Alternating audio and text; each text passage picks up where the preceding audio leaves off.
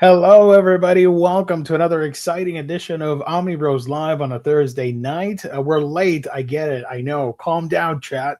We're here now.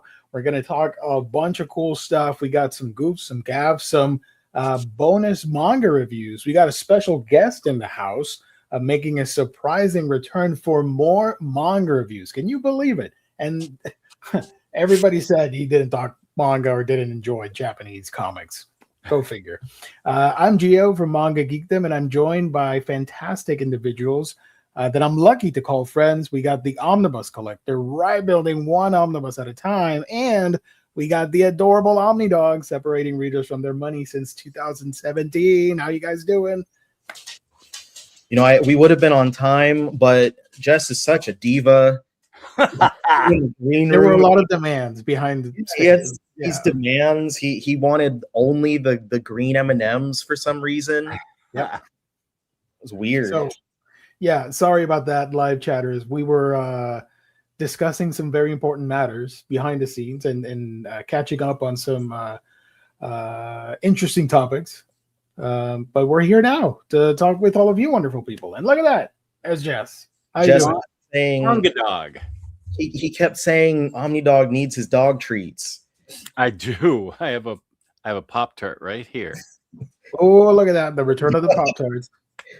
Call back to the Pop-Tarts episode that everyone hated. Wait a minute. You got a Pop-Tart. That was fun for us. It was. Here's the table. I mean, it's like 2017 Omnibros all over again. Let's go. Manga Dog, let's freaking go. Yeah, maybe. I was like, it's either technical difficulties or invigorating discussion behind the scenes. Oh, it was invigorating, all right, but we can't talk about it. Just some boring Omnibro stuff.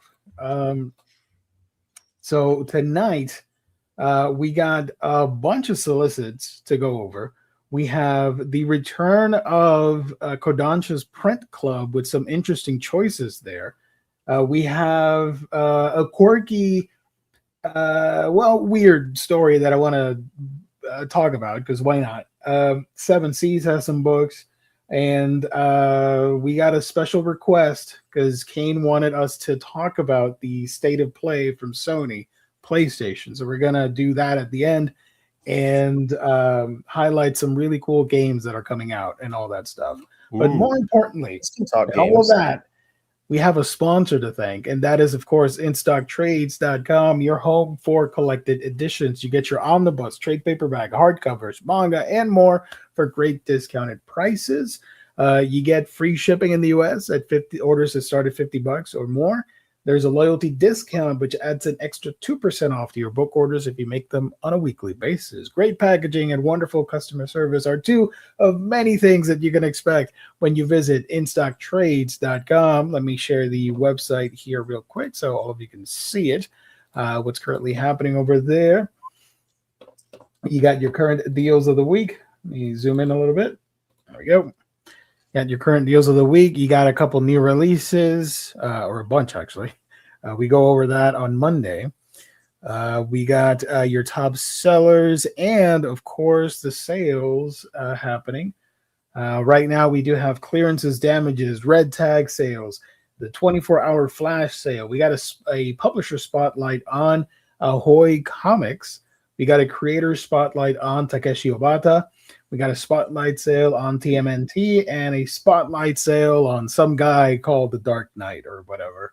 The 24-hour flash sale goes to Coffin Bound, Volume 1 by Dan Waters. This is 60% off if you want to grab that from Image. I've not read that personally, but I have. It's really good. It's good. There you go. Volume 1, Happy Ashes for $6. That's less than a manga volume. Omni Dog approved. Yeah. I think. And then we go over here. You got sales here for Ahoy.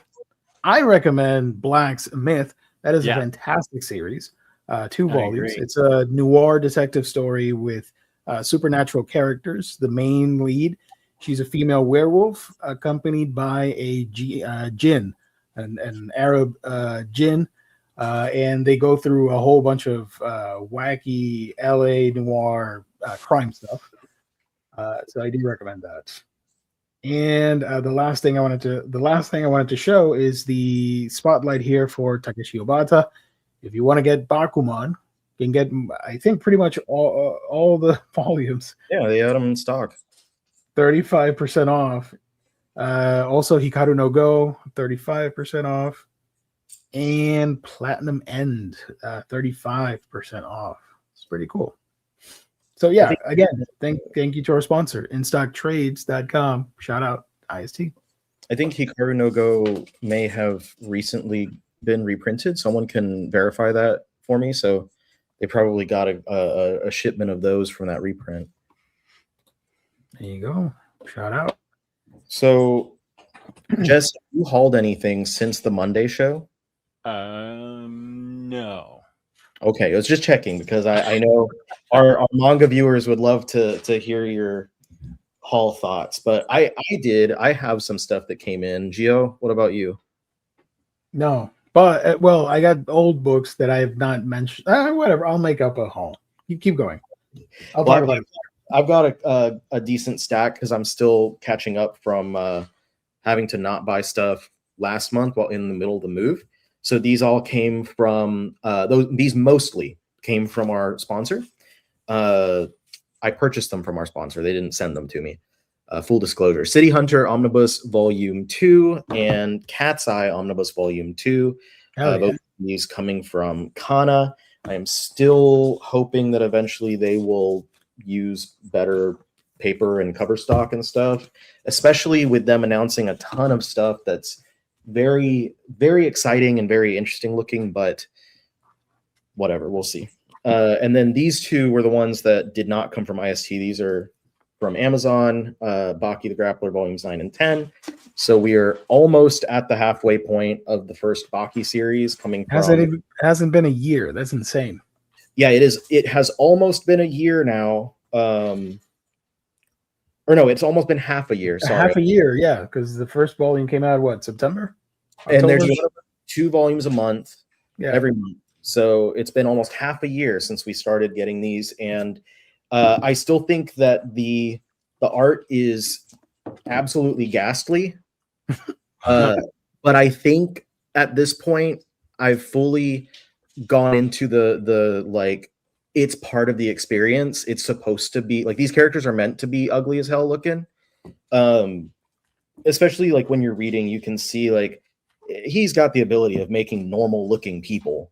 He just makes all of these people disgusting looking. And it's just part of the charm of it. Jess, I need you to see this. Let me find some pictures of Baki. Hey, keep going, Rob. Like interior art and stuff. I'm not going to say that it's, you know, the greatest thing that ever happened, but I'm having a hell of a lot of time, a good time with the series. It's just fun action, and that's, you know, that's what we need sometimes. It's just some fun action. And then the rest of these are Kodansha books that I also got from IST, including Blue Lock, Gio's favorite one where no people die, volume 26. Blue Lock episode Nagi, volume 6, so 26 and 6. I think that's the last. Is it the last volume of the spinoff? I don't know, maybe. Blue Wolves of Mibu, volume 8. A Geo approved one right here, Gayatima number 5. Let's go. And Honeko Akabane's Bodyguard, volume 7. So we're, I think, in the second half of that series.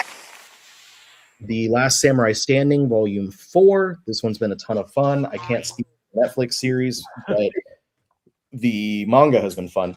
And then Ninja vs. Gokudo, volume 11. This is in the same category as Baki, in that I'm not going to try and claim that it's some high piece of artwork, but it is a hell of a good time, and it's also got ugly-ass artwork. And then Shangri-La Frontier. I don't know why I read Hotel. Volume 20. We're at 20 volumes on this series. And that's my haul for this week. I still have more coming from that IST order. They were just shipped in 3 separate packages. So we will see those next week. This is the type of art you can find in Baki. Jess. Wow. That's some line work. Yeah. But then it goes like super crazy like this. The It's a little blurry. Sorry about that. It's a bunch of Instagram clips, pictures, and stuff. The story is extremely simple. It's just there's a dude named Baki Hanma, and he's like a prodigious martial artist, and he's fighting against a lot of the strongest martial artists in the world. He's very young. He's a teenager, but he's extremely adept at fighting, and he's getting put against often like adults and stuff. And a little bit into the series, like 2 volumes or so in, you start learning more about the main antagonist of the series, who is his father, Yujiro Hanma, who is actually the strongest man in the world, who is so immeasurably strong that the chasm between father and son is infinite. And so you see like how strong Baki is in his fights, and then they tell you like, but this other absolute monster exists. This is him, the ogre. And his goal is to be able to defeat his father. It's been ongoing since the early 90s. It has like 6 or 7 parts so far. This is the first time that this long-running series is getting... it's not the first time that it's been brought into English, but the last time it never got any like volume releases. It was just like 40 chapters or so published in a monthly magazine. It was a weekly magazine, then it turned monthly, to be precise. So this is the first time it's getting like a fuller release for at least the first series. And the publisher has stated that they, depending on how the sales go for the release of their first Baki series, they are interested in licensing and publishing subsequent parts. This one, Let's see how it goes. it's iconic. I love that cover. So stupid. Yeah, it's a good reaction. Honestly, The anime has aired multiple times at different times. They've tried, like Funimation tried, and then somebody else tried, and now it's on Netflix. They've tried multiple times to make the anime a huge thing, but it hasn't succeeded in the way that they had hoped. So it keeps coming back from time to time. The Netflix version has been the most successful, right? Because they started with an adaptation of the second series, and they've continued from there.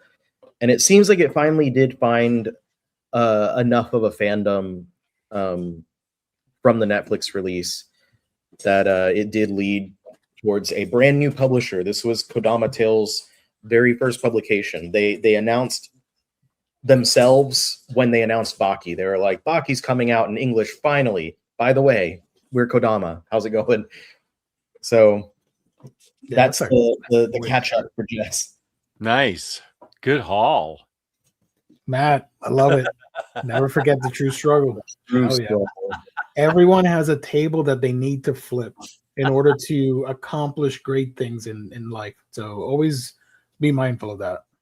I don't know if he's here right now because I can't look at the chat without getting distracted, but I want to give a shout out either way to Josh for sending me the info that Jake of the Brave and the Boys was selling off a chunk of his collection, because I was able to grab the Immortal Hulk omnibus from him for a very good price. And on top of that, Jake, when I reached out, I was like, hey, I don't know if you heard about my whole theft thing, but I'm trying to rebuild part of my collection, and I'm really interested in buying this one from you. And he was like, I did hear, and yeah, I'd be happy to sell it to you. And then he was like, hey, here's a gift certificate or whatever to Panel Bound Comics. So he gifted me some cash for Panel Bound, and as well as selling me the book, the Immortal Hulk book. So I ordered with it. Yep, sorry. With it, I ordered today. I looked through their catalog, and wound up getting a copy of the first Hellblazer omnibus, which I still have the what's it called? Oh, thanks, Josh. I wasn't aware if Josh was in the chat or not, but big shout out. But Being nice to Josh, what is going on today? Just Riley. I still have the Garth Ennis omnibus, but both of the Delano omnis were taken. So I was able to grab that one. I'm really happy about it. But yeah, big shout out to Josh on that one. I give props and I am kind to people when I'm not always a jerk.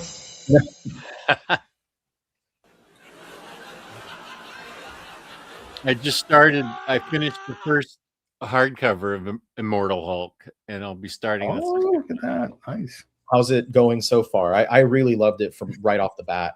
Yeah, it's great. It's really leaning into that horror aspect, which I forgot about. And excuse me,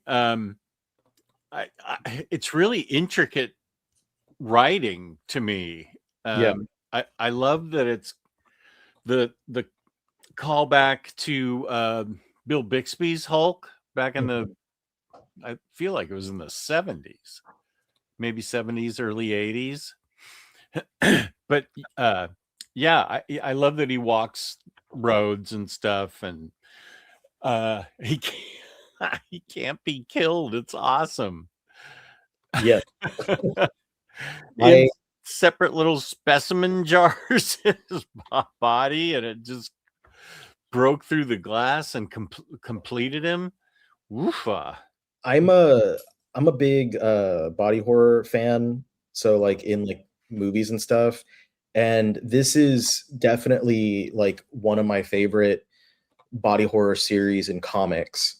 And it goes so much further and gets much more intricate with stuff, and he just, Al Ewing just has such a great ability to make these really expansive stories with these existing characters by like weaving in classic stuff and creating new things and pulling in and like just kind of like weaving all these things together.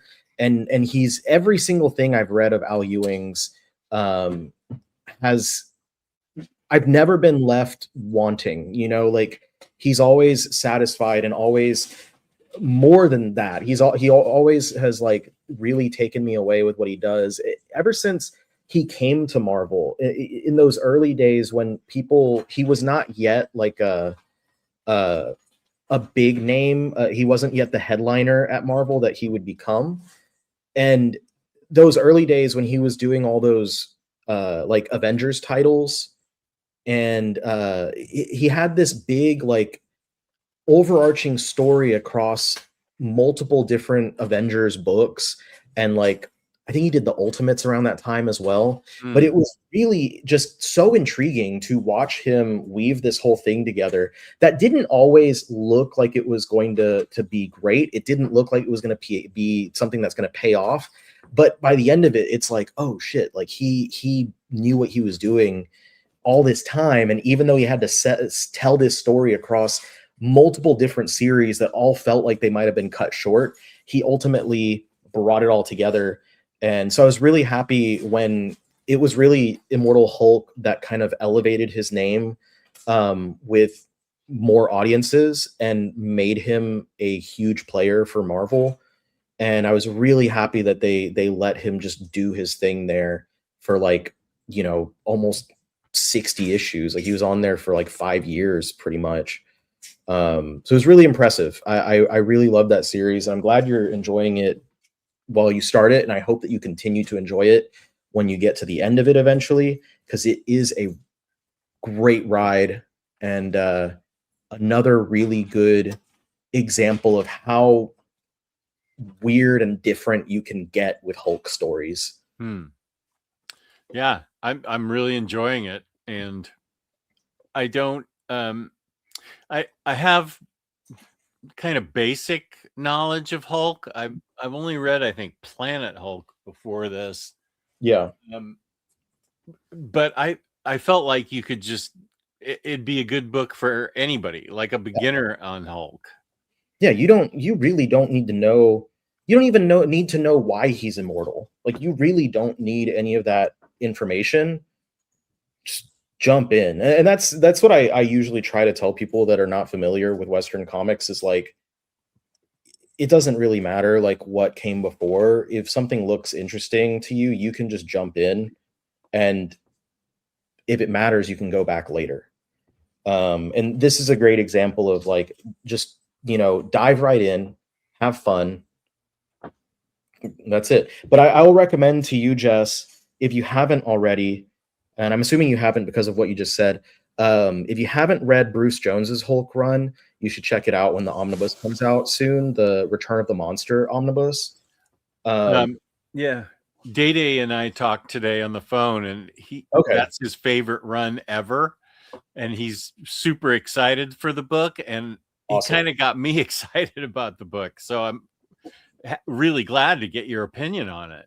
I'll echo those sentiments. It's really good. It does kind of peter off towards the end, but it starts so immensely strong. And like, Bruce Jones has a horror background as well, but it reads more like a crime story. It's really, really good. I think that you're gonna, if you do pick that up, I think you'll really enjoy it. Awesome. That's great. I'm excited for that. I did it, so shut up. Right. Couple comments here about that. If I wanted body horror, I would just find a mirror and look at myself. Oh, hey. Did you get to finish Justice League Dark? How was the second half? I did finish it Monday, and I really, really enjoyed it. I felt like, I can't remember the name of it, Winter's End or whatever it was. Oh yeah. That was 9 issues. That could have been trimmed down to maybe 7. It went on.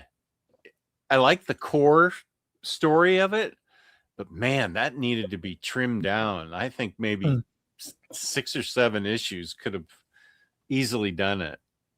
But yeah, I really dug it. Nice. Matt says, I like the Silver and Bronze Age Hulk the best, but I'm happy you all are enjoying it, and it has the complete run.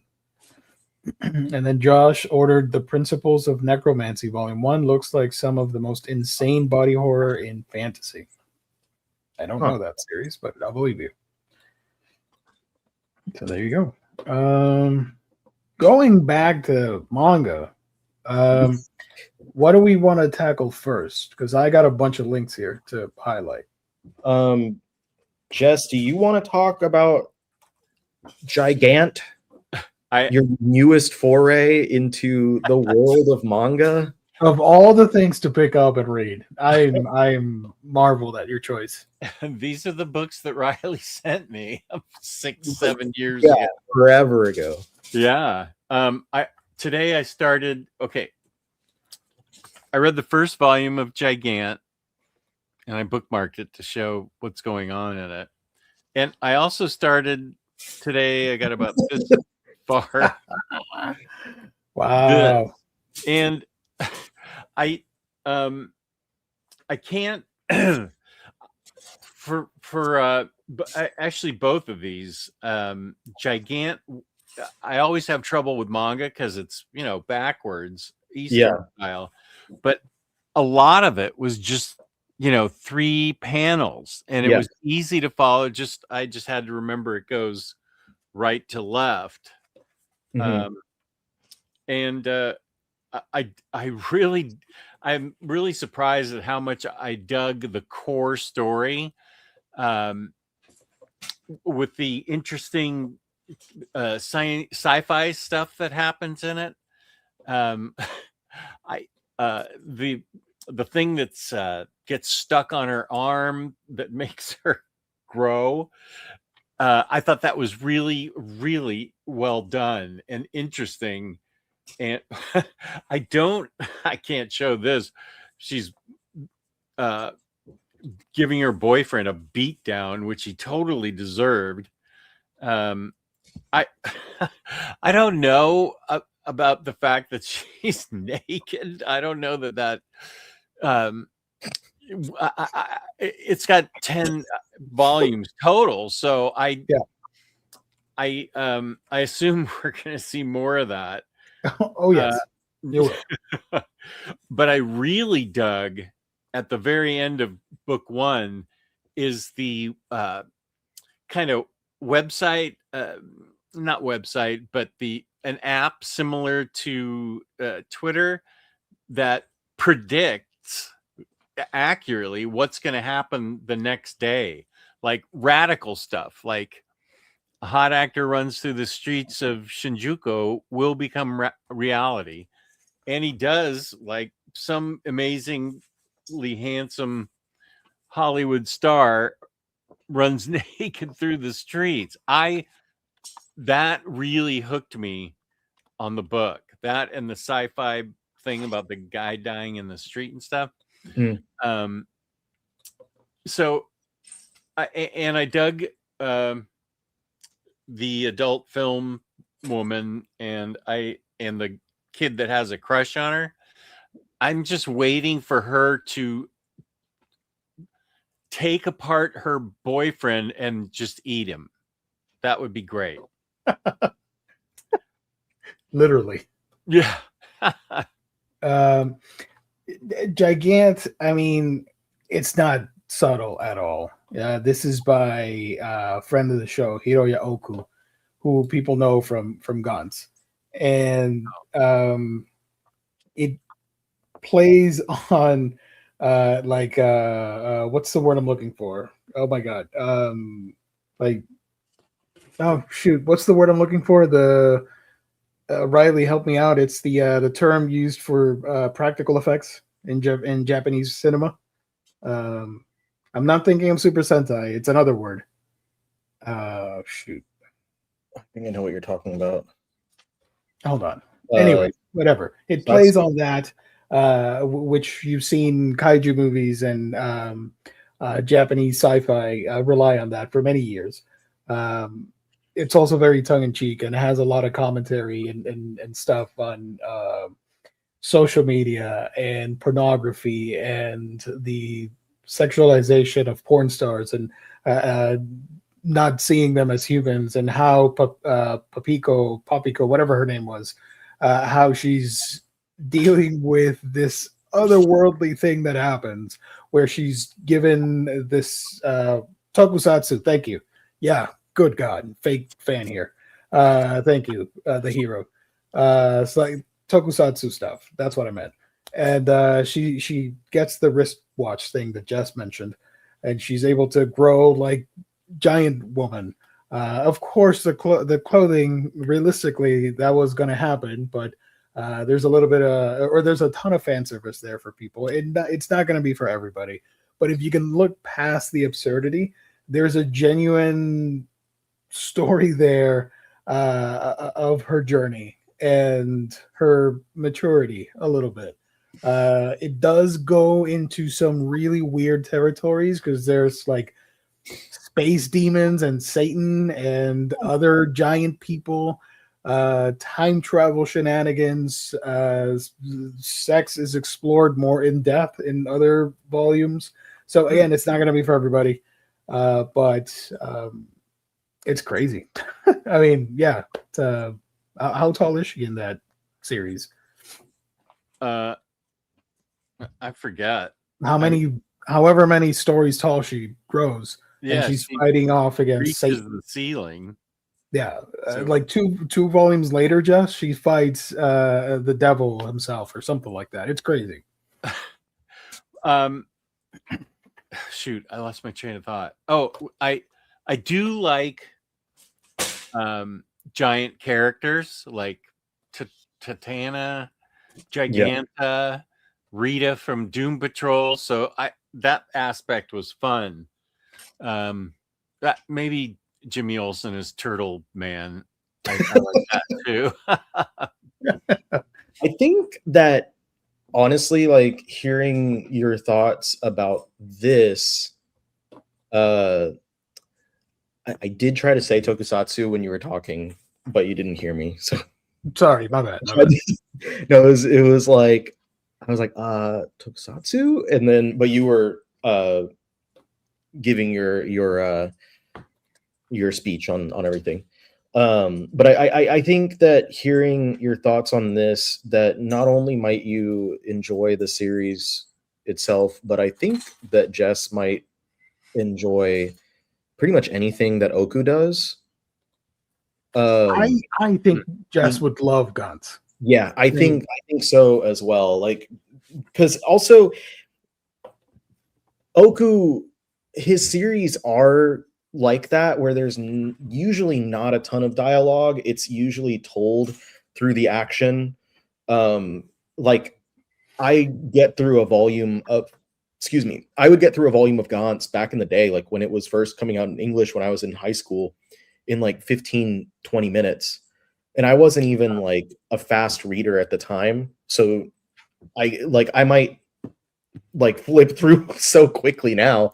But because they're so action packed, and the story for Gantz is there's basically a kid dies and he wakes up in this room where there's a big black orb, and the orb sends him along with other people on a mission to find an alien.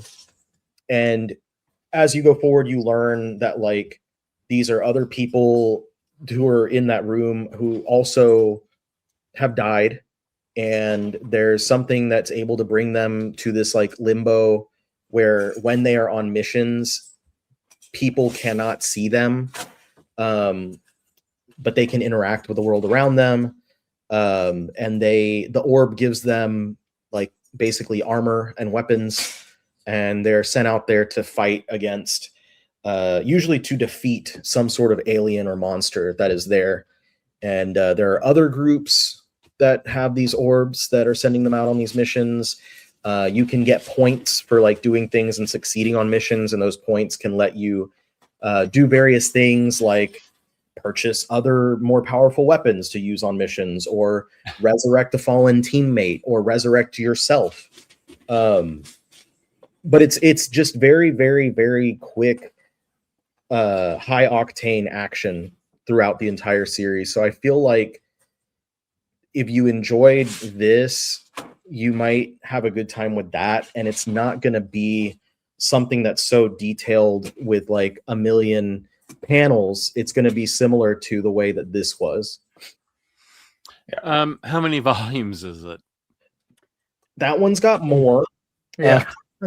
That one has in total it was 37 volumes. But it's in omnibus editions. So if you were to go to try and read it digitally, it would be 12 digital omnis. Oh, okay. So they're thicker books. Page count wise, each of them is going to be about 600. But if you're reading digitally, you won't deal with the fact that they're thick and like stout. Like they're small. They're a very small trim size for how big they are. Oh, yeah. That's cool looking. Fingers crossed that a hardcover announcement happens at some point. It's probably their most requested series. There is a lot of violence. There is some nudity sprinkled throughout. Yeah. It's a little bit of everything that you want. Yeah. Just to be clear, I did not buy these.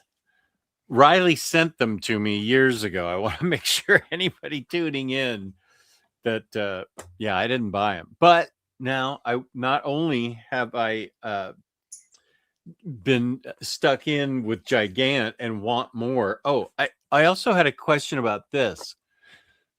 Let me move this so I can see what I'm doing. His art style seems like it has real, I mean, yeah, things from real life plopped in there. Yeah, too. he does that a lot. How does he do that? It's like scanned in photos that sometimes they don't like draw over it. Like some of them are like they put line work over photos. On that one, he's a little lazier with it, where he literally just takes photos from real life and then draws the characters on top of it. He doesn't draw them on top of it. He draws it separately and then layers it in later. But yeah, that is something that he does, and that is one of the big factors that's led towards people being myself and Geo, I believe as well, to think that the creator of another manga, Thunder 3, is also by him, because the creator of Thunder 3 does the exact same thing, and also his characters, the artwork looks the same. Like all his characters look like stuff from Hiroya Oku work. And Thunder 3 is also fun, and it's only like 7 volumes so far. Does he work under a different name for that? That's what we're speculating. Yeah, it's by a creator named Yuki Ikeda, but Yuki Ikeda like basically popped out of nowhere, like didn't exist before Thunder 3. And, he's listed as one of the background artists for Yuki Ikeda on Thunder 3 is the same person that works with Hiroya Oku. His work on this series also kind of coincided with him stopping work on like ending something else, and then he popped over and started doing this. And the breaks that he's taken on Thunder 3, that Yuki Ikeda has taken on Thunder 3, have coincided with the breaks Hiroya Oku has taken on his most recent Gantz spin-off, Gantz E. So there's a lot of factors, and then the fact that the art just looks exactly the same. Like, but there's a lot of factors that kind of lead people to believe. And my idea, and I think a lot of other people share this, is that Thunder 3 is actually like a series that is set, or a series that exists, like a manga that exists within the world of Gantz, and Yuki Ikeda is the fictional creator of that series of Gantz, but the series of Thunder 3 has these fictional characters come into the real world, which I believe is the world of Gantz, which is written by Hiroya Oku. So I think that's the kind of layers of what's happening there. Wow, that is a fun mystery to speculate on. It is really fun. And Thunder 3 is getting an anime. It already has a trailer. So that's very rare to have a nobody have a hit manga and a anime adaptation right out of the gate. Pretty sus. Okay. What's no info? Thunder 3 is I don't know if Gio has the book next to him, but if he pulls up the artwork, there's basically a group of 3 kids who are very like cartoony looking, and they get pulled out of their world and into this other world where there are like alien invaders and stuff. And so it literally like looks like cartoon characters, like a Looney Tunes character or something walking around in the real world. Okay. Yeah, they're like Gio they were like action. They had powers in their series, right? Like in their own series. They don't, but when they arrive into the grim and gritty world, that's what it is. They're so different. Their composition's different. They're from another like a parallel Earth, basically. That they start exhibiting like super speeds. One of them can like jump really high, like Hulk style.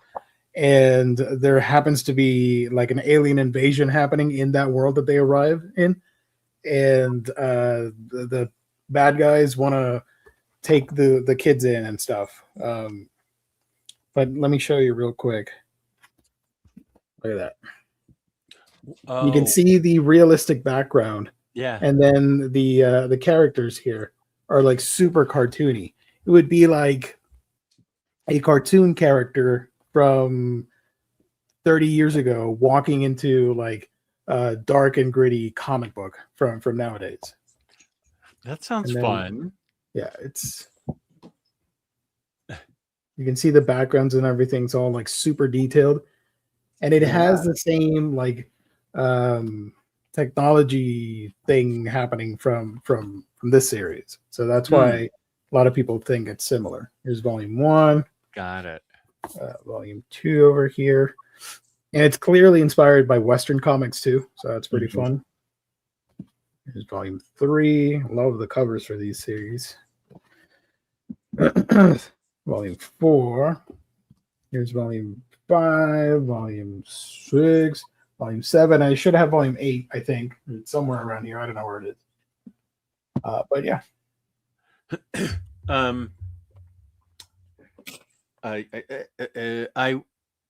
Shoot, I lost my train of thought. Oh, after reading Gigant, I started Immortal Hulk. Right.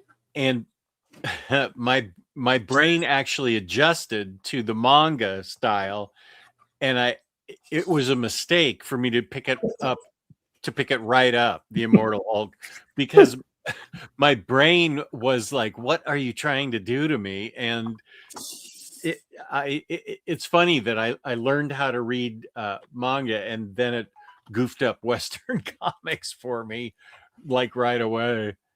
You know what's funny is like I don't get messed up when I'm reading like a physical manga and then a physical comic, but where I get messed up is I will see comic panels like on social media, or I'll see not even just like because sometimes it'll be like a panel of an X-Men comic and I'll click and read the panel or the page, like multiple panels, or it'll be like sometimes just a comic strip or like a little strip that someone drew on their own page. And that's when I get backwards and I'll click on it and be like, this doesn't make sense. Like, what was this? Because it'll be like a little funny strip that they're trying to make a joke. And I'm like, this punchline doesn't make sense. What the heck? And I'm like, oh, and then I have to go back and read it thoroughly. That's where I get messed up.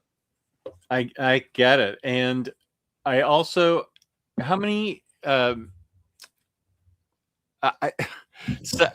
get what the innuendo is here. I really like the humor that's written into this, breaking the fourth wall and stuff. She makes fun of everything and has these little side comics like, is this a sports manga now? And other stuff like that, where she's breaking the fourth wall, which I really enjoy. And I don't know, it's hard for me to admit, but whoa, I can't show that. I mean, this one's a little bit more tamer compared to Gigant, for anybody wondering. There's still more edgy humor. A lot of lewd pages, a lot of lewd artwork. But it's also got a lot of instructions on how to do actual exercises properly with weights, and how to squat properly. And then they've got, what is this? So squats. They've got a really kind of sexy image here. And the side thing is, why do you keep mixing the explanations with sexy images? I just thought that was really funny. Yeah. I mean, yeah, that's part of the absurd humor, including the fan service with something like exercising. You know, makes it a little bit more interesting, I guess, for people that won't exercise. Yeah. And these are the kind of pages that I really struggled with, you know, especially like the two panels here. I did figure out how to read them. So Gigant went faster than this is. But I really appreciate the humor and the subject and stuff. Why did I have? Usually comedic series will have way more dialogue boxes than the action ones. Yeah. Okay. There's a lot of like fast-paced humor and gags sprinkled throughout. There's also a lot of stuff about how to properly eat while you're training. and stuff, but it's got humor in it too. A lot of people criticize it, but the series has like correct information on all that stuff. It's not making any of that up. Yeah. Wait, why do people criticize this? Fan service? Because of the fan service and the lewd images and stuff. I've never read the manga, but I do own the anime adaptation. And the anime was like that as well. It taught you at the end of every episode, like, this is what we learned on this episode. And they're teaching you the different exercise routines and diets and stuff. So it's pretty cool. I dug that aspect. And it's pretty funny. Yeah, like you said. I really had a smile on my face whenever I saw the little asides that she was making. So Riley sent me 2 of these. I'm sorry. I think I already asked. How many volumes is this one? There are 19 right now. 19? And still ongoing. 20 comes out in April. So it is still ongoing. I don't know that I don't know that I have the room for these books. Maybe you could watch the anime afterwards. Well, yeah, sure. Now that I'm invested in these 2 books, and I'm probably going to get invested in Gantz, I actually never thought I was going to get to this point in my reading journey. But the digital copies cost as much as physical copies. So I'm not sure reading because none of this stuff's on Global Comics, so or anything else. Hoopla didn't carry either of these, so if I'm thinking of spending the money, I might as well get physical copies. Let's go. And IST has I haven't looked at. I just looked up to Gigant. I haven't looked up how much the heavy dumbbells one is. Let's see. Hold on. You could usually, maybe if you can't find them on websites, because some of the volumes do go out of print or out of stock. Maybe on like eBay or something, people will have like lots for cheap that you could check out. Oh, okay, that's a good idea. A lot of manga sellers do that. I'm like, oh, volumes 1 through 5 for whatever amount. Yeah. I did want to point out a comment here. I lost it. What the hell? James is already suggesting more stuff. Jess also might be able to read Blood on the Tracks and Happiness. I wouldn't really recommend Blood on the Tracks, honestly. I mean, I liked it, but it's not something I want people to read. Happiness, however, that's a fun vampire manga, so I'd be down for that. I think James might be recommending those because they're also like similar to the way that Oku writes. Oshimi does a lot of storytelling with his art, and they're not typically very dialogue heavy. And correct me if I'm wrong, James, but that's what I'm assuming why you put those out, or why you recommended those. I just find Blood on the Tracks extremely disturbing for new people to jump in. The subject matter is really heavy. Yeah. Because it's about like a very unhealthy relationship that a mother has to her son. Oh. And like it goes places, man. Whoa. Yeah, very, very, very heavy psychological subject matter. But it's extremely well written. Mm-hmm. No, it's good, but it's just disturbing. Yeah. Okay, I'll just stick to these 2 right now. Yeah, even if it's just this, I'm glad you're reading manga. We all get excited since we want to share our joys with you. Nice. That's true. I can vouch for that. Josh is excited. Gaunt says easier to read via Hoopla. Oh, it's on Hoopla. That's good. Hoopla, my public library has whittled it down to 3 reads a month. That is ridiculous. It used to be 12 and now it's 3. So I can read 3 volumes of Gantz a month.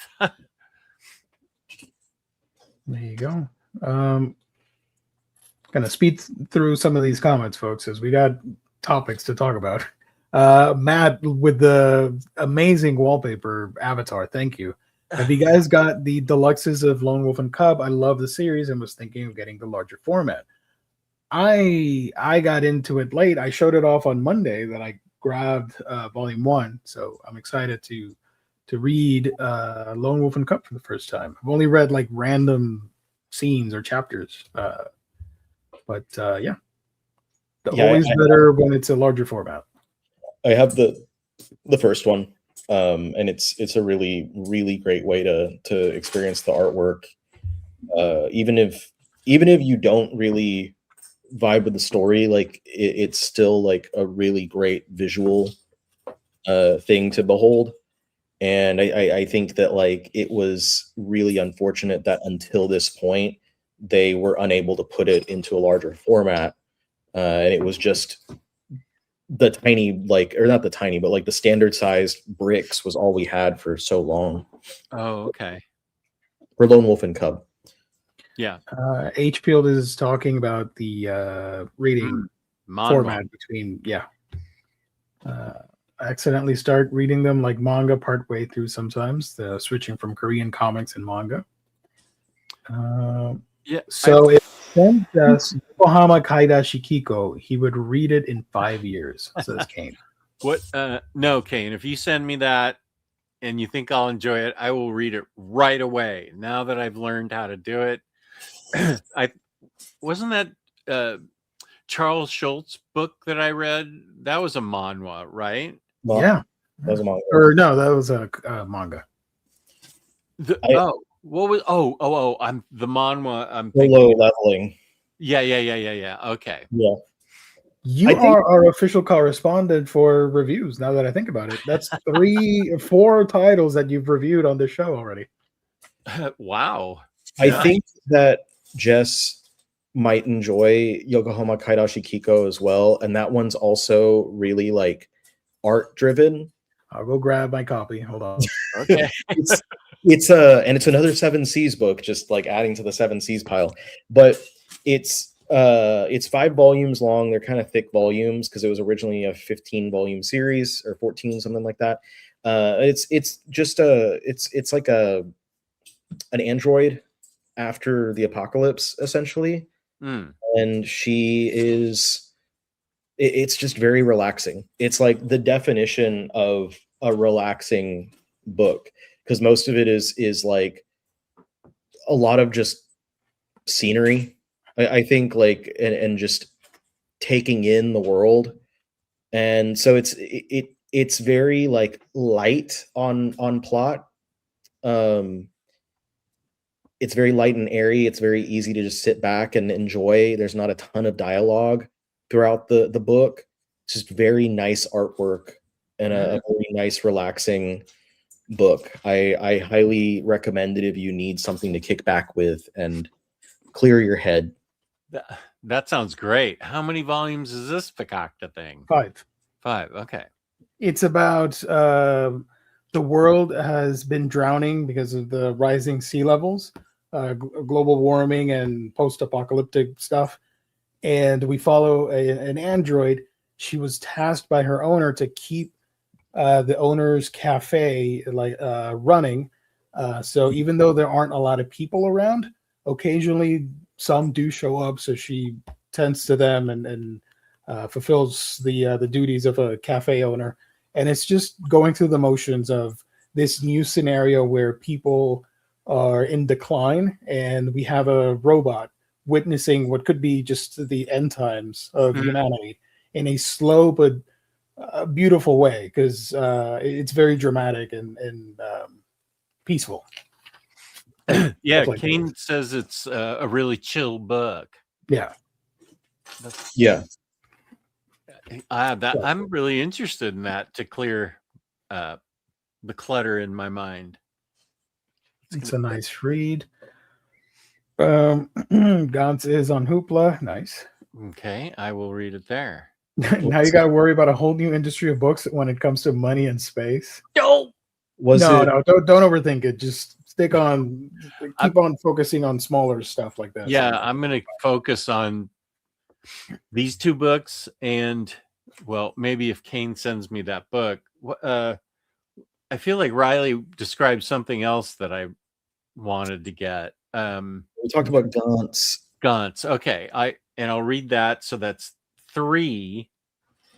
And Kane will send me the other book, so that's 4. I have to thank you, Kane. That's very nice of you. So I gotta cut it off. That's just yarn. I don't think Distant Neighborhood is in. I think it's out of stock everywhere. Distant Neighbor. Hi guys, I think Jess would like Gunsmith Cats. Maybe. Maybe. That one set in America, in Chicago. So it's like a 80s action movie with 2 badass girls. Oh, Gunsmith Cats. I thought it was a cat book. No. It's they're like bounty hunters. Gunsmith Cats. That's a great title. Oh, Javi, I'm sorry. I was supposed to go to San Jose to get the Kino variant for Ichi the Witch, but I had to cancel for reasons. That sucks. Well, hopefully you can get to do that soon. Yeah, it's still in stock and you can get it. Yeah. So, parentheses to our wonderful discussion here. Let me get through some of the news topics that I wanted to talk about. Kana announced a bunch of books coming out. The first one surprised a lot of people, ourselves included. I wasn't expecting it. Let me share my screen here. We're going to go to Twitter because that's when I saw it. Surprising a lot of people. Let me zoom in. Sorry. Kana announcement. We're proud to announce that Before Dawn and the End of the World by Inu Asano will be part of their lineup. It'll go on sale November of this year. And then there's an article here from Anime News Network.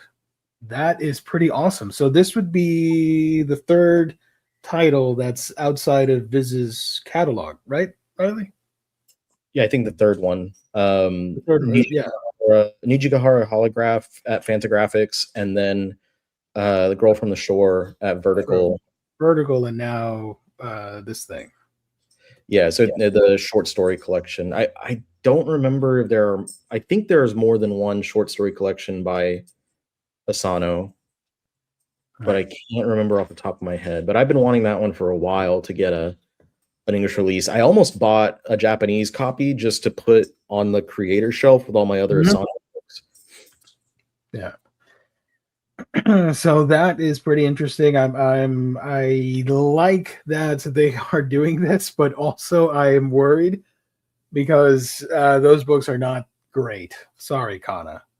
I'm not the biggest fan of the designs or the binding and all that stuff. We already knew about Jagan, but here we have the it says cover not final, but I'm pretty sure it's going to be final because that's a pretty iconic cover for the series. They're just going to put the English logo on top of it. Yeah. On sale September. That's a must get for me. The other one here is not a manga, but it is an art book. How to Draw Chibi. I think I could be wrong. By Chiharu Yumenoichi. This comes out in November. What are chibi? Are those little characters there? That's an art style where you do super deformed, cute characters. Okay. You take like Catwoman, I don't know, and then you draw her like super tiny and cute like that, and it's chibi. Okay. I just picked Catwoman at the top of my head. I don't know, whatever. Yeah. Aquaman, whatever. You know what? Somebody told me, I can't remember who it was. Oh, I think it was Day that the current Aquaman that Jeremy Adams is doing. He said it was unbelievably great. I saw some spoiler panels of stuff that's happening in like recent, and it's really interesting. I'm excited to get to that. So I ordered volume 1, but it hasn't arrived yet for the DC All In. We got some cover reveals for Billy Bat volume 2 and volume 3. This is on a lot of people's most anticipated list, ourselves included. I can't wait for that. This one's from where? China, Taiwan, Vietnam, Singapore. Where am I looking at this? Blades of the Guardians by homeboy that I can't pronounce this name. I'm sorry. I'm not gonna Zhu. Shan. I'm not sure how to pronounce the. Is this a Chinese manga comic? I want to make the assumption that it's Chinese, but someone can correct me if I'm wrong. So this series, I don't know anything about it, but I like the cover for this one with the mask. That's pretty badass. We got reveals for Cat's Eye, volume 4 and 5 of the Omnibus. We're looking pretty similar, by the way, even though it's not the final cover. It's definitely not going to be the design because that's very different than their actual design for these Omnis with the. Also, I'm so happy that In Stock Trades has those books because I did place an order for them as well. Yeah, it's nice to be able to get them there. Check this out. I never imagined this would get an English release. This was when I started doing manga content on YouTube, this was one of my first modern horror reads. This is Hideout from Masasumi Kagizaki. Hope I pronounced that correctly. This goes on sale October. This one's pretty crazy. I don't know if you've checked this out, Riley. It's super disturbing, and the art is the biggest selling point on this. The story, okay, whatever. But the art is crazy good. I would recommend it just on that alone. This is it's about a guy that is in a troubled marriage. He's not a good person, and he's made the decision. I mean, once you start reading, it goes places. He's going to murder his wife, and they go to like this vacation. I think it's in Okinawa or someplace like that, and they get stuck.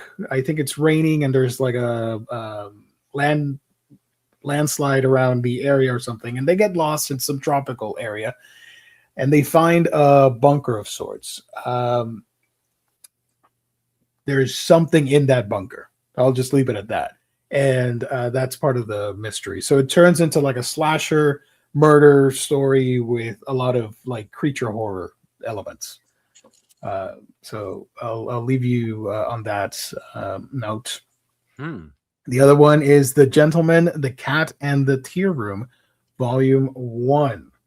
This cat looks pretty awesome, and it has a bow tie, which is always welcome. Look at this tuxedo cat. Had to have a tie with a tuxedo. Look at that. And look at homie over there too. You know you're gonna get some banger whatever the hell British food this is. Like tea sandwiches and some the brunch appetizer thing. Looks like I don't know, like something with foie gras on it at the top. We are also getting Bye Bye Beanbag. This comes out in October from Takeda Kazuyoshi. Seems very autobiographical, I think. And in December, we are getting Chisakobe Volumes 2 and 3 by Minataro Mochizuki. Here's a cover for that one. So pretty interesting, pretty different, I'll say, from Kodansha, Seven Seas, Viz, all that stuff. It sucks that like super awesome titles like Billy Bat and Inio Asano books are now under Kana.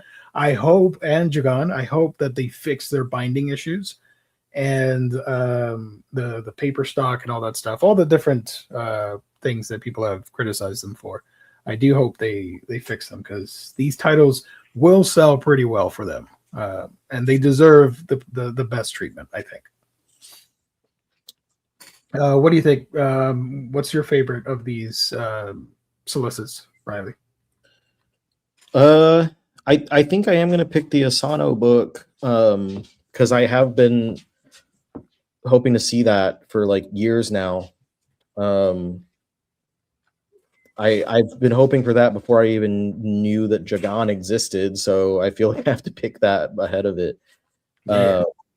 But the Hideout is also looking good, and that one I believe is just a single volume. Oh yeah, I forgot to mention that's a 1-volume horror series. So that'll be fun. I really like, single volume horror is always a good time. And if that one succeeds, then who knows? Maybe they're looking at some of his other works, like Rainbow. I know is the big one that hasn't been licensed. There you go. Moving right along, let's go to Seven Seas. Small batch this time around. It was more light novels than manga, right? It's half and half. So the first 3 are light novels. 2 of them are spin-offs for There's No Freaking Way I'll Be Your Lover Unless. And then it's the third I'm in Love with the Villainous series. And then we have 3 manga. A Couple Drifting in the Wind. This is by Pueblo, which is a really weird name because if you put an L, it's Pueblo, which is Spanish for town. I don't know. This one comes out in December, volume 1 for the Seven Seas GL label. You can read the description there. We've been going on for a minute. I'm not going to read all of this. You can pause it if you want to read it. Sleeping Idiot from Masakazu Ishiguro. So this one comes out in November. Complete edition featuring new art and previously unreleased stories. The art on this reminds me of Heavenly Delusion. It's the same creator. There we go. So I was going to say this is by the same creator as Heavenly Delusion, which here it is. Dempa has been publishing. They did make a mistake here. It's not part of the GL label. They announced it along with all these other GL titles, but they didn't actually say that it was a GL series. So I'm not sure. Gotcha. They just put it amongst the others. I did not read this, but that is cool. And unlike Denpa, you're going to get this on day 1. So no problem there. Yeah. It's going to... If it gets delayed, it's going to be like maybe 6 weeks or something. But it will come out. Yeah. Unlike other Denpa books. Anyways, the last one here, A Love Yet to Bloom from Kon Fukaumi. There we go. That's a tongue twister. Volume 1 comes out February of next year. So we got to wait a while. Sweet, slow burn romance about 2 young women and the relationship that blossoms between them. I like this cover. It's pretty sweet. That sounds sweet. Yeah. Seven Seas has a lot of books like this that are very wholesome, romantic books to enjoy. Cool. And they also have the very horny books. So right, it's the full spectrum, and you gotta love that. Peace and love, right? Sure. You like what you like. There's something for everyone. So that is that from Seven Seas. And then the main thing that I wanted to highlight is the return of the Kodansha Print Club. So this is their on-demand printing on demand for series that people have been requesting, certain series, and some others that I don't think they were requested, but they're gonna give it a shot anyways. So last time we had 3 titles. This time we're getting a bunch more. 8 series joined the Kodansha Print Club this spring. You can see some of these here. Fans will also recognize several current digital first titles arriving in print for the first time this spring. The first one here is Omega of the Divine. Let me zoom in so you can pause and read the description if you want. This is by Ayumu Nagisa. Comes out in spring. There you go. This one's not safe for work. We got Because I, the True Saint, was banished. That country is done for. This is by Shikiso Utsuzawa, Mokuba Matsu, and Pukyunosuke. There we go. Nice. I did not read these ahead of time, so I'm sorry. I This always comes out in like spring. stuff by Pokionsuke. There you go. There we go. I find it funny if I mess up. People will enjoy that. That's why I don't read some of these beforehand. You can pause it if you want. You can read a free preview over there. We got A Kiss with a Cat Omnibus Edition by Miko Senri. This includes volumes 1 and 2 of the Japanese edition. It's pretty cool. But I need to highlight the cat. Sorry.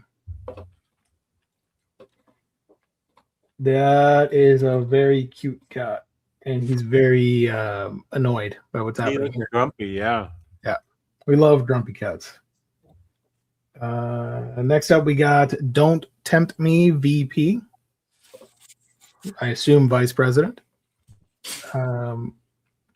This is by Kana Nakatsuki. So, shout out if she's watching. From Akamaru Enomoto, we have I Have a Crush at Work, Volume 1, also coming out in spring. And this is one of the titles I'm excited for. Tokyo Tarareba Girls Returns by Akiko Higashimura. The first series is a lot of fun. I've not read Returns yet. But that is really cool, coming out in spring, and one title that is getting an anime soon, and a lot of people are excited for. The World is Dancing by Kazuto Mihara. This comes out in spring. A coming-of-age artist journey about the founder of No Theater. No Theater is is it expressionless dance? No Theater. They have very minimal movement in No, right? Or am I mistaking it for something else? Yeah, no, I'm trying to. I was about to say something, but I was thinking of Kabuki. But I think that you're right. No's the one where they use makeup and mask and stuff, or something. I don't know. Yeah, this. They dress up like this, and if I click on this, the world's oldest surviving highly stylized Japanese musical drama, recognized as UNESCO intangible cultural heritage, combines slow symbolic dance with masks, chanting, flute drum music to depict stories often involving ghosts or spirits. It's traditionally performed for aristocracy characterized by refined minimalist aesthetics. So I was getting there. Okay. So the manga is about the founder of No Theater. I'm excited for it. I will be grabbing this. So these are also coming out, and these are all spring titles. We have Killing Line by Satoshi Morie, and that's it. So thoughts on these? General disappointment in the I'm not a fan of the print club, but I'm excited that there are more titles here. I'm glad that they're putting titles out of the digital jail, but I really wish that it would be better quality, because the print club quality is not great. It's lesser. It's not the first omnibus that print club is doing. They did it for girlfriend as well, and I forgot about that. Yeah, I think the reason, my best guess, this is not, I don't know, but I think it might be because the pages that they use are thin, and if the single volumes don't have enough pages, it might be too thin for them to put I don't know, it might affect the physical build of it, like the binding, and it might affect their ability to put the actual title and whatnot on the spine. So I think that might be why, because the girlfriend omnibus was not very long, It was about the same. It's about the same thickness as a regular volume of manga. But I do have that one, and I have Tepu 1 through 3. Volume 3 came out like 2 months ago or something. 3 months ago. Matt, thank you for joining.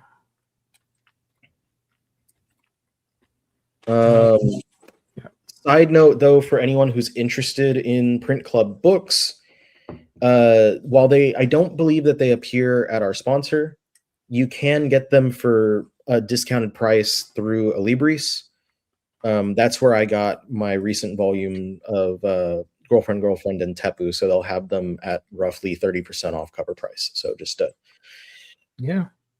some help right there. Are Funko Pops chibi? Yeah, sure. Like Western chibi versions of popular IPs. I'm not a Funko Pop hater, so sorry for the haters out there. Would Jess enjoy Cat's Eye, like for the maybe list? Yes, you would definitely enjoy it. Jess, do you have Hulu? Yeah. They did a new version of Cat's Eye because that manga is from the 80s. They did a new anime adaptation, and it aired last season, and it's on Hulu if you want to check it out. It's 3 women that run a cafe, and they are cat burglars by night. And one of the girls, she is in a relationship with one of the detectives that is trying to catch the Cat's Eye trio burglars. Got it. So it's very like fun action comedy with a little bit of sensuality here and there. That sounds good. I like the idea. The art's great, and it's post the Tokyo Bubble. What years were the Tokyo Bubble, if you guys know? What's was the it Tokyo Bubble? Through the 70s, or did it last through the 80s? What's the Tokyo Bubble? It's the economic period where everything was super rushed in Japan, where they were trying to catch up after World War II. So when all the technological stuff started booming, they sort of created a metaphorical bubble of the work that they were doing, and eventually that bubble crashed, and it led to low sales and all that stuff in different markets in Japan. So it was a tight period. I think it's like mid 70s to mid 80s or something like that. I might be way off, sorry, where the economy was in a bubble and it burst, causing an impact that fortunately they were able to rebound because, Japan does that. But it's in that era, like the city pop stuff, for example, with the lights and the glitz and glamour of Tokyo. So if you like that stuff, I think you'll be at home with Cat's Eye. Okay, I'll put it on the maybe list. Early 80s. Thank you, Josh. Thank you. You might not be a Funko Pop hater, but I am. Yeah, no, I don't mind. I don't mind if people hate on it. Go for it. I like the weird. I like the anime pops and the ones for like the cereal mascots and like the Godzilla ones have been great, stuff like that. But a good chunk of the pops don't look good. The other thing I wanted to mention, I'll save this other news story for later. Briefly, because Kane is here and she asked about the state of play discussion. So I do want to mention this briefly. This just happened like 5 hours ago or whatever. The acid bubble was from 86 to 91. Oh, there we go. Thank you. Yeah, I'm not an economist, so don't jam me up about this. Anyways, state of play. So this happened. A lot of stuff got revealed. Unfortunately, this is from PlayStation's blog, and I hate that it's out of order. You're the main source. You should put it in order that it was revealed, because this is the James Bond game that's coming out, and this was right in the middle of the presentation. But here, it's right at the top. Like, okay, dude, I don't care for that format. But anyways, we got the story trailer for the new James Bond game. I don't know if you knew about that, Jess. No, I don't know about any of these. Probably. It's a new 007 game, and it's telling the story of his introduction and getting the license for the first time and all that stuff. The title. So it's very I don't want to show the trailers just in case we get claimed or anything, but the game is very like Uncharted inspired with the combat and stuff. So I think you would dig it because I know you liked Uncharted. Yeah. Well, my daughter, we split duties on Uncharted like we did with everything else. Right. So I need her.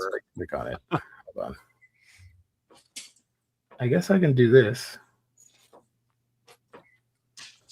You can sort of see some of the visuals here. But it's a story trailer. Obviously, it's going to be heavy on the CG and stuff. So, First Light comes out in May. That looks cool. We got For Loop, which I know nothing about, but it's a 4-player co-op shooter. Can you play it without knowing 1 through 3? Loop? Probably. Okay. I'm not going to skip through all this. It's going to take forever. Whatever. You guys can check it out later. We got Beast of Reincarnation. 2 things about this book, this title, or 3 things. 1, yes, Game Freak is involved in this. It's not the same development team that makes Pokemon, but it is the same company. 2, a lot of people keep saying, "Oh, I wish Pokemon would look like this." No, because then it would lose its identity, soul, and whatever. I would not want Pokemon to look like this because I think this looks like every other like Souls fantasy, dark fantasy title out there. Nothing wrong with that, but I don't know. I don't know about this game yet. This could have been Hell's Paradise, the adaptation, for all I know. But that's interesting. I like the huge dog there. That's cute. I'm gonna imagine that's Arcanine. This thing, it's a JRPG, whatever. We got a new Castlevania game, which is really awesome. Castlevania Belmont's Curse. And this is the start of Castlevania's 40th anniversary campaign. They promise there will be more titles for Castlevania. So I'm hoping we get a 3D collection finally of the older stuff, the PS2, PS3 era Castlevania, because I want to own them all. Damn it, want to catch them all. So yeah, this is already out for pre-order on every system. If you guys are interested, not just PlayStation but Switch. Control Resonant had a gameplay reveal trailer. I don't play Control. Sorry about that. Crimson Moon. This one's an action RPG. Very dark fantasy inspired. Darwin's Paradox is a game that I would totally play. And they showed that there's a demo, and the demo's inspired by Metal Gear Solid. That's pretty cool. A lot of espionage action of the octopus trying to escape from like human factories or something. I don't know. Dead or Alive, You're Coming With Me, Volume 6, last round. The franchise is back. And there's a new title, and I believe the game will be made free to play at some point later. I think that's what I heard. I might be way off. Sorry about that. We talk about manga and comics here, not video games. Death Stranding. This is the PC announcement. On the beach. Is that the guy from Walking Dead? Yes, Norman Reedus or what? Norman Reedus, yeah. With this is a Hideo Kojima game, by the way. Oh, okay. I know that name. So a lot of people like it. I've never played it, but that's cool. And this was the big reveal at the end. We're getting the God of War trilogy, the original 3 games, not a remaster, not a collection, a remake, a full HD remake from the ground up on the original games. Not a dream, not an illusion. No. Did they get rid of the bells in God of War 2? I That's the immediately thing. thought of you when I saw God of War Trilogy Remake. I'm like, I think there are no bells in this one. The bells are my table, Riley. I need to find a picture of those bells so we can Photoshop them with the table. I did make it past like the first set of bells, but the second set, that's where it stopped. And I was like, I can't even progress in this game now. So James put up bells all before I even said anything. Also, they shadow dropped this game, God of War Sons of Sparta. This is a prequel showing Kratos' brother growing up. And it dropped. It's out right now on the PlayStation Store. You can get it for like $30. And it's sort of like a 2D, it's a 2D action platformer, like one of those Metroidvania things. I like the art, and I do want to check it out because I am a fan of this type of game. So I'll check it out. Then let's go back, I guess. Ghost of Yotei Legends. This is an expansion to the game. John Wick is getting a full 3D action game. This is set, it is in continuity with the films. It is set before, it's a prequel. It's set before the first movie. And they are working with the creator of the series, the movies, and Keanu is in the game as well. Cool. Super bloody too. Like, holy crap. All right. Kina, Scars of Cosmora. I've been wanting to play the first one, and this looks super beautiful. So I will try and do that at some point this year to catch up, because this is a Geo game right here. That looks beautiful. Legacy of Kain, not to be confused with Best Mod Kain. Defiance is getting a remastered edition. Marathon, this is one of those FPS battle royale games or whatever. I'm not interested in it. Tokon Fighting Souls. This is Arc Soft. What's it called? What's the publisher for this? Arc Software, Arc System, whatever the hell they're called. They're doing a new fighting game with Marvel, and they just revealed this trailer with the X-Men showing up on the game. This is a new team called the Unbreakable X-Men. We have here a Storm, Magic, Wolverine, and Danger, which is the Danger Room as an AI anime robot lady. Ooh, cool. And I did like, let me see if I can pause it on Magic, because I saw it and I thought of you, Jess. This is a very anime-inspired Magic here. Okay. You can see a little bit of the game here, the fighting. Oh, it's a little slow. Sorry about that. A little laggy on my end.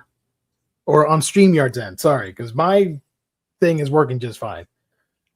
There's Magic. Oh, cool. Yeah. And when she goes all demon mode. Ooh, that's a boss. Super boss. They did give her a very heavy Russian accent, which is really cool too. Yeah, so right. if you like fighting games, you'll probably want to check that out. And here's Danger, the AI. Much more Wolverine. Sorry, go ahead. My bad. Much more humanoid face than during the Joss Whedon run. Right. And if you pre-order, you get a Cosmo something and Howard the Duck avatar. There are going to be 20 characters in the game initially, and of course we're going to get DLC later on with more characters. But we do know, now we know the X-Men are in it. Spider-Man, Iron Man, Captain America, Doctor Doom, Ghost Rider, Robbie Reyes, and Star-Lord is also in it. Howard the Duck should just be a playable character. Oh, hell yeah. And Baby Groot as well. He's over here. They should all be like one. It should be like Duck Hunt, where it's like two characters playing together. Thank you, Jewish Dragons. Arc System Works. Sorry. I want to use Doctor Doom in this game. Looks badass. So you have like Howard the Duck with like he goes out and like commands Cosmo. He's like, bite him, and then like Groot attaches himself to Howard's back or something. I don't know. Y'all know it'll be on Switch. I think for now it's PS5 and PC. I'm not too sure. I might be wrong. I don't know. And then Konami's also doing the Metal Gear Solid Master Collection Volume 2. This one contains, finally, out of the PS3 jail, Metal Gear Solid 4 and Metal Gear Solid Peace Walker. Both titles along with some bonus content. These are heavy fan favorites. And these are already up for pre-order. You can get them on Switch. Although the Switch 2 version is a key card, unfortunately. But you can get the PS5 version, which is what I'll probably do. That is my pick of the thing.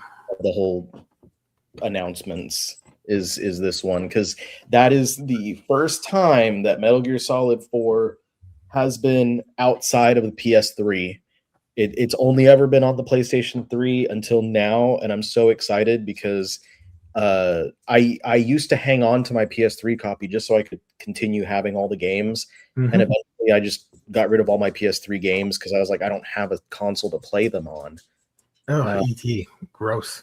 So this will be finally adding the fourth game back into my collection, and I've never played the Peace Walker, so that'll be a nice one to be able to play.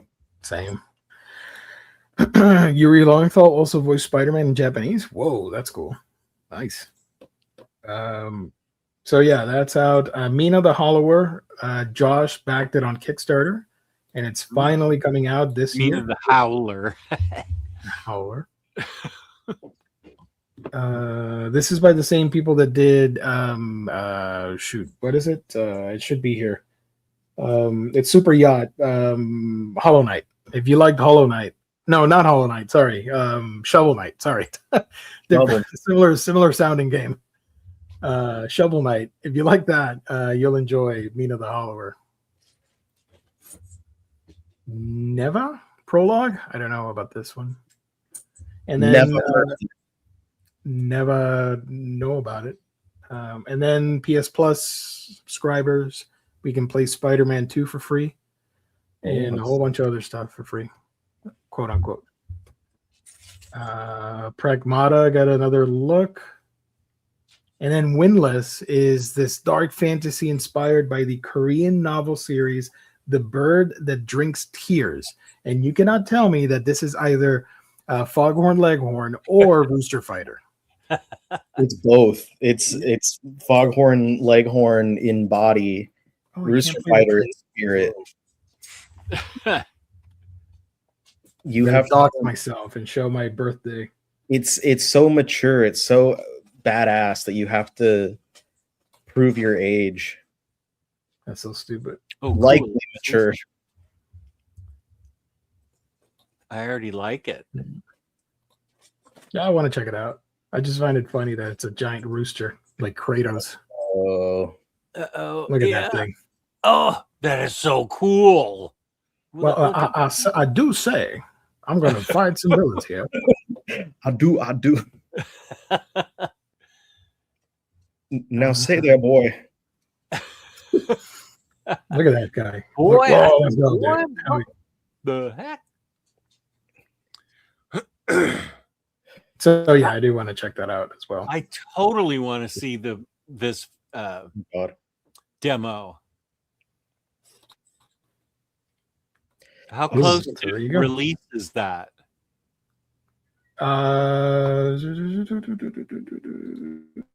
Should be here. Does it say? No date, but it should be this year, I think. I don't know. Rayman has its 30th anniversary, so we're getting a 30th anniversary edition, which has multiple versions of the game from the different consoles and the unreleased or previously thought was lost prototype version of Rayman, along with like documentaries and behind the scenes stuff, pictures and concept art, I should say. So if you like Rayman, that's pretty cool. I do want this. It's such a the first game is so different from everything, like stylistically. The gameplay wise, it kind of veered back towards that, but stylistically, it's so different from everything else that came after it. Like immediately after the first one, Rayman 2 went towards that, like the extreme cool looking guy. Like I think they gave him a hoodie and stuff and like tennis shoes, or skate shoes or whatever. And it was a full 3D game, Rayman 2. So I'm very like interested in picking up this one because I did start with that first one on PlayStation back when it first came out, but I would also love to see a full remake of the second Rayman because I feel like they really were cutting their teeth on some new territory going into the full 3D direction. I love Korean chicken, so crispy. Oh my god. Yeah, he was about to get crisped up by that fire Oni. First game is so iconic. It's crazy where the franchise is now 30 years later, because it's mostly Rabbids. Like pretty much. Rabbids, which like they spun out of Rayman, but then became their own franchise and kind of completely overtook Rayman. Rabbids is what the Minions wish it could be. I tolerate the Rabbids, believe it or not. Like they even did a Rabbids crossover with Mario. With Mario, yeah. But they never, like Rayman didn't do a crossover with Mario. That always tripped me out. Yeah. Rayman showed up in another series, right? I don't know. Whatever. He should be in Smash. Maybe in Smash he's an assist or spirit thingy that they use in Smash Ultimate. Resident Evil Requiem. This one comes out pretty soon, February 27th. So a couple weeks. What's going on with this one? Leon is back, and this young lady is investigating some zombie shenanigans or something in the city. I don't know. I used to love Resident Evil and Silent Hill. Well, we got more good news for you then, Jess. Oh, right. Awesome. Yeah. Pause on that. We got Rev Noir, which is sort of like it's a JRPG, semi-realistic, but with like anime characters. We got Saros, which it's a sci-fi shooter coming out in April. And here it is, a new Silent Hill, Townfall, which looks very atmospheric, very grim, dreary, I would say. Cool. Where do I go to get see what website is this? This is the PlayStation blog. Let me paste it on our private chat so you can check out the trailers. Yeah, I would like to see them so I can add more to my delusional pile. Hell yeah. We're getting a new Star Wars Racer game. This looks really fun. I want to check this out. Galactic Racer. So it's not pod racing. It's everybody else involved throughout the galaxy. Anakin's not in this one, is he? No. It's in the Outer Rim, but I think it's in it's either in the original trilogy or in the sequel trilogy, something like that. I don't think it's the prequel era. Yako Shinobi Ops. I forgot what this was about, but it's an isometric shinobi action game. Cool. And that's it. Pretty cool stuff, I gotta say. I'm excited for a bunch of stuff here. Mostly the chicken person animal thing. Yeah. Rayman, Pragmata. I downloaded the demo, but I've not played it yet. I do want to check it out. Not this. Not that. Mina, sure, I'll play the demo. Why not? Metal Gear Solid, I'll pick that up. That's already up for pre-order. Comes out in either late summer, I think. I think it's August. August. There you go. Thank you. Because I remember like, gotta check it dang, out. when I saw the date, I was like, dang, that and Bomberman are coming out in August. I'm gonna be busy. Yep, Bomberman collection. Kina, definitely want to. I need to play the first one though, so I'll get to work on that. John Wick, I do want to get. Why not? Shoot some bad guys. Although they're all bad guys, so whatever. God of War. You know, I watched. Did I mention this? I watched the fourth John Wick movie for the first time the other day. Me too. We watched because Carly hadn't seen any of them before, and I hadn't seen the fourth one. Hold on, get out of here, Death Stranding. Did you like it? Dude, I really hope that our opinions are not clashing because I thought it was one of the best movies I've ever seen. It's amazing, but I will say it is extremely long to a point where I was like, holy shit, there's another hour left of this. It is extremely long, but when we watched it, we had no like John Wick 4. Like it didn't feel like it was long, but it didn't feel like it was wasting time. No. Oh no. It had stuff to do every minute. It utilized every minute of that runtime. Was it more than 3 hours? 3.5. No. Whoa. Sorry. I mean, double check.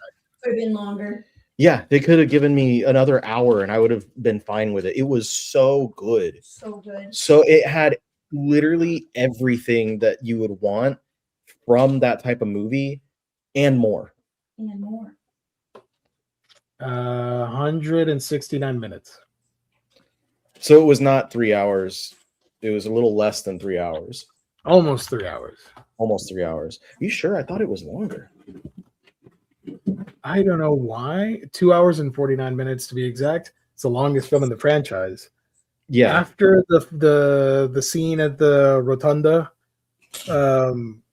which went on and on and on, I'm like, okay, so we're gearing up for the finale. And then I paused the Blu-ray and there's another hour left. I'm like, damn, okay. Especially after watching the other ones. The first one, which isn't that long, I was surprised, but I liked it. It was fun. We need to see those. We went to there was like I don't know if it was an anniversary or something, but it was the first one was playing in theaters about a month ago or so. So we went and saw that. And because I'd been telling her like, hey, you need to watch these movies. I think like you'd really like them. And so she did. She really liked the first one. Mm-hmm. And we went home and basically for the next few days started to watch the second and third one. And I think I personally like them each like more than the last. Like I think that each one is even better. You liked one best and then 3 and 2 maybe. I think it was like one. She's putting hand up really high. I will say, acting wise, my favorite's the first one. Yeah, it's like 1, yeah, 4, 3, 2. Like they were I would do the same thing. Yeah, I would agree. But for me, it's like 1, 2, 3, 4 was like off the charts. Like I thought it was just so good that when it was one of those things where like we finished the movie and you literally were like, we shouldn't watch another like action movie because nothing is going to fulfill. It's all just going to be shit after this. Like no matter. Yeah. Dude, like it literally, Jess, it has every type of action that you would want. Like it has like hand-to-hand martial arts. It has guns, swords and knives. It's got car like action scenes, everything. Like literally anything and everything that you could want. Dog action scenes. Dog killing bad guys. Hell yeah. Yeah. And no bad guys killing dogs. Yeah. Spoiler alert, but no bad guys killing the dogs. Thank goodness. You don't have to worry. You can watch it free of concern because that is the only reason I didn't watch the first one. Because the first one, the entire plot hinges on the fact that the dog dies, and then you don't see it, you just hear it. So. Yeah. That's what's kept me from watching it, but Yeah. I need to power through that. But it's you just gotta realize it's based on the fact that he's gonna fucking murder everyone because of that. Yeah, like the Which most I would do too. history. Yeah, most valid crash out is what In she said cinematic in history. cinematic history. So yes, it's what happens, but it's valid, and I think it. And no animals were harmed in the making of that film, so They didn't actually kill the dog. Oh, it's good. HBO, go check them out. I think you would honestly, like you could, fuck it, you could jump in John Wick 4 without having seen the first 3. You'd be a little bit lost, but You'd be pretty lost. You'd be pretty lost. Pretty lost. But the good thing is they're all great, so you're not missing out. Yeah. You're not gonna be like, oh, I got to go through 4 movies. I recommend going in it. It's a really intriguing world that they build, and it's dumb as hell in a lot of ways, but it's fun, like it's just turn your brain off. It's fun. Really funny too a lot of the time. Like there's a lot of really, really good comedic timing in both like line delivery and also a lot of the action. So it helps to flow really well because of all that. So high recommendations. Very stylistically pleasing. Really, really good cinematography and stuff throughout. And the acting is not always, the greatest in the world, but who really gives a fuck? You're there to watch Keanu Reeves headshot a million bad guys because his dog got killed. Yeah. They killed his dog and they stole his car. And he's gonna kill everyone. I totally love Keanu Reeves. Car, dude. It's a nice car. They could have just stolen his car and left his dog alone, and it still would have been a valid crash out. Keanu's acting in the first one is really good. Afterwards, I'm like, I don't know about some of these lines in the other movies, but the first one, he did a fantastic job. Yeah, I was gonna say small spoiler. One of my favorite, and I'll quote this. In the first movie, he's like, everyone keeps asking if I'm back, and you know what? Yeah, I think I am back. You do his voice really well. That is pretty spot on. Yeah. All the time. Yeah, I say it so much. I've practiced it. Did I do it that well? Yeah, you. I thought that was really good. Except he's got like long, sweaty ass hair and. John Wick takes place in New Jersey. His car has the old cream and black plates. I knew that. I think I was aware of that. Let's go have a John Wick party. Hell yeah. I need to do that too. Let's do like a marathon President's Day watch through of all 4. Wait, George Washington's birthday watch through. Sorry, not President's Day. To celebrate George Washington's birthday, we're going to watch all 4 John Wick movies back to back to back to back. Rip George Washington. You would have loved John Wick. Yeah, he cannot tell a lie. He loved John Wick. President's Day is the 16th. I mean, next Monday. Yeah, I'm gonna be busy with unpacking my books, but spiritually I will support you. I took an extra day off work. I requested Tuesday so that I can unpack all my stuff. Son of a bitch! What? When's Washington's birthday? Monday. Oh, the 16th? Yeah, that Monday. So I don't know about other people, but I had a 3-day weekend. I know she has a 3-day weekend as well. $1 almost 600 million. Holy shit! Remember? What? Sorry. President. No, we don't celebrate President's Day anymore. I'm sorry. It's not President. It's George Washington's birthday. I'm sorry. It's okay. It's okay. So you proposed the marathon, but you're not going to take place. You're not going to do it yourself. I propose the EU marathon. Okay, either way is good. No, you should. I think that you'll have a hell of a time. You'll get a real kick out of a lot of those, a lot of the stuff from that. It's such an easy watch too. Mm. There's also a spin-off movie, Ballerina, which takes Oh. place between the third and fourth movie with one of my movie crushes, Ana de Armas. So Yeah, I saw the trailer for that. Yeah. I haven't watched that one yet. I haven't heard the best things about it. Well, our mod James said it was fun, Mm. so I'll follow James's review here. I haven't seen it, but I do want to check it out. I have friends that are really like persnickety when it comes to like certain aspects of movies, like guns and stuff, and they said that Okay. she's not convincing at all in using a gun. What was it? I want to check that out.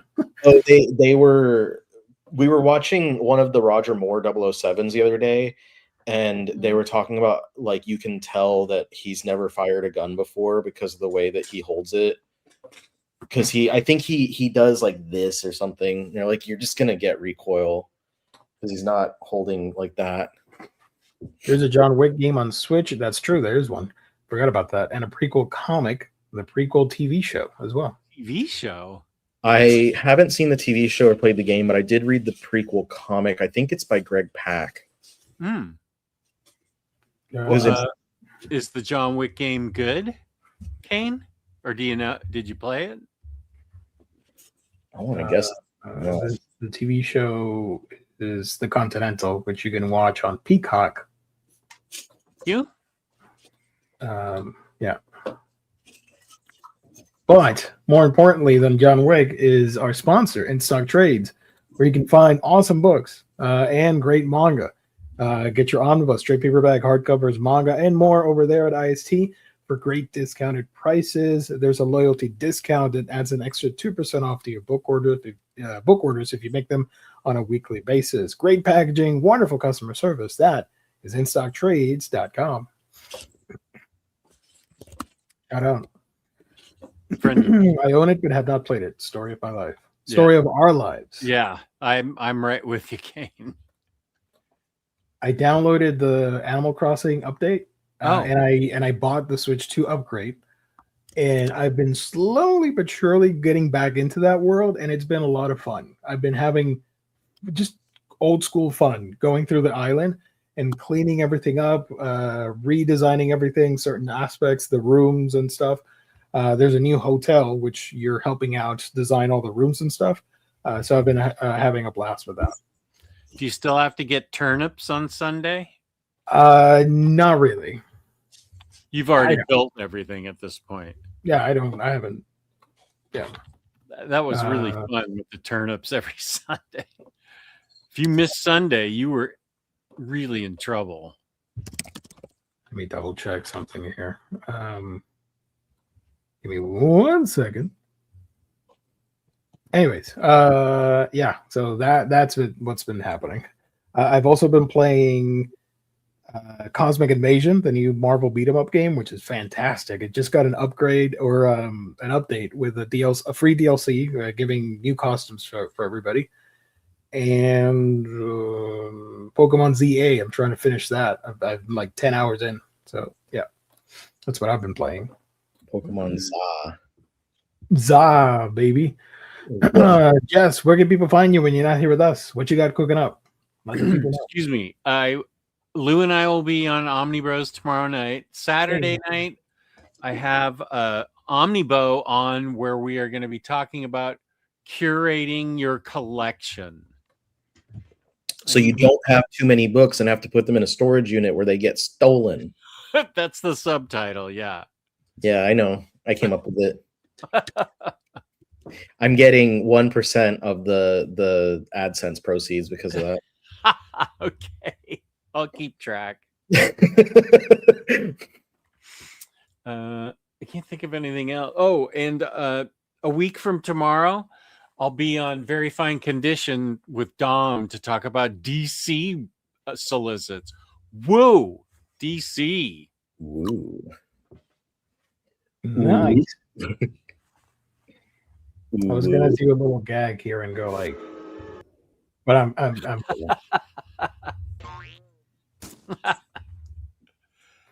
all right, Riley, what you got cooking up on the internets? Since I have the super duper long weekend, I might, as well as unpacking, try to do my videos. And since it seems that Viz is not doing announcements tomorrow, I won't have to do a possible announcement video for tomorrow, so I can spend time actually catching up on doing the buyer's guide stuff for January and February in one big video. But I also have something big coming in. A slightly early release is coming my way from one of the big manga publishers, so I'll probably be making a video about that when it does come in. I'm pretty sure I know what it is. It is something that you are excited about, Gio. Gigant Volume 11. Yeah, they're bringing it back. Bringing it back. Let's frickin' go. There's Toothless dancing. So there it is, folks. You can find me on my channel, Manga Geekdom, where I talk about all the manga and stuff. I don't know. I haven't been posting lately, but there is a video in the works. I'm not going to say what it is. I'm not going to jinx it. That is going to be it. Thank you, everybody, for joining. Thank you to the live chat. Thank you to everybody watching later. Let us know in the comments what you thought. If you liked it, you disliked it, all that fun stuff. We'll be back tomorrow, and then on Monday, we do the whole thing all over again. So we will leave you with big challenges. Why not?